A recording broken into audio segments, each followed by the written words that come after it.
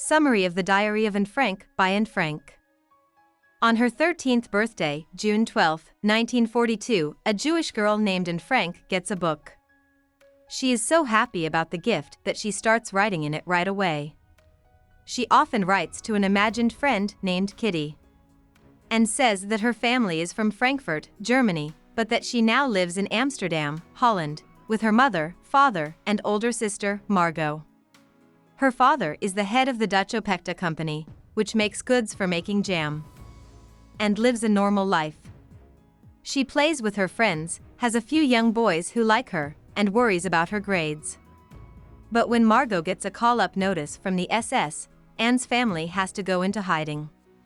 Anne and her family hide in the secret annex, a set of rooms in a house next to the Opekta warehouses and offices. Several of Mr. Frank's workers help them get in. They are soon joined by the Van Don family, Mr. Van Don, Mrs. Van Don, and Peter Van Don. Peter is 16, and doesn't find him interesting or funny. Even though life in the annex isn't perfect, because it's so small, there are a lot of fights, and knows it's much better than life outside, where many of the Franks' Jewish family and friends are being sent to death camps.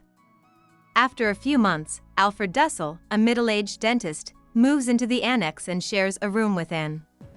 And has trouble with both Mr. Dussel and Mrs. Van Don because they don't like how much she talks. Anne doesn't have anyone to talk to, and she wonders if she'll ever have a true friend. And has bad dreams about her old friend Hannelie Goslar, which make her feel guilty. To Anne, Hannelie represents the pain of the Jews. After a year and a half, Anne becomes a real girl. She starts getting her periods, and she starts to think about sexuality, love, and her own identity. Even though she didn't like Peter at first, she finds herself drawn to him all of a sudden. Could Peter be someone she can talk to? One night, Anne has a dream about Peter Patel Schiff, a boy she was in love with when she was a child. This dream changes the rest of her life. After she has the dream, Anne feels more grown up and like she can do things on her own. She starts spending more time with Peter, and she finds that her love feelings for Patel mix with her feelings for Peter. Anne and Peter fall in love for a while, but Anne chooses to break up with him in the end. Anne decides that she wants to be a writer and a journalist when she grows up, and she is excited by the idea that her wartime writings might one day be turned into a book. In the last note of her diary, Anne thinks about who she really is. Will she ever be able to show the world her second self? The serious, sensitive self that has nothing to do with her chatty exterior? In August 1944, there is a sudden end to the diary. A note at the end of the book says that the people who live in the secret annex betray the SS.